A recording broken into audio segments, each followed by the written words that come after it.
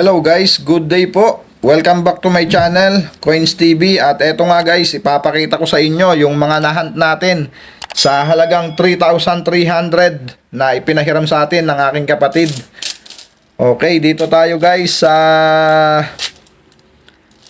5 piso NGC sa halagang 1,300 guys. Ang nakuha lang natin dyan ay isang pirasong 2019 na reverse pros. So, ayan po ang ating nahunt dyan. Isang piraso lang. Reverse pros na 2019. Okay, at dito naman po sa 5 piso na BSP sa halagang 1,000. Nakahunt po tayo dyan ng apat na semi-hard to find na 2017. So, ayan lang po ang ating nahunt dyan. At dito po sa 10 piso na halagang 1,000 din po. Ayan. Ang nahunt natin, semi-hard to find at saka year 2002 na hard to find na reverse 1B. So, ayan po ang ating nahunt sa ating coin hunting guys sa halagang 3,300.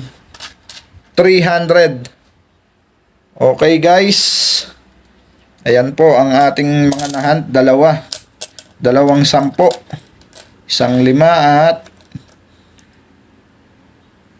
apat na 2017. Okay guys, so samahan nyo po akong muli sa susunod nating coin hunting guys. So hihintayin natin ulit buksan yung 5 piso wifi ng aking kapatid para meron na naman tayong coin hunting series na gagawin sa mga susunod na araw.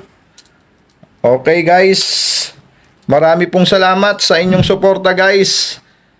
Keep safe always and God bless.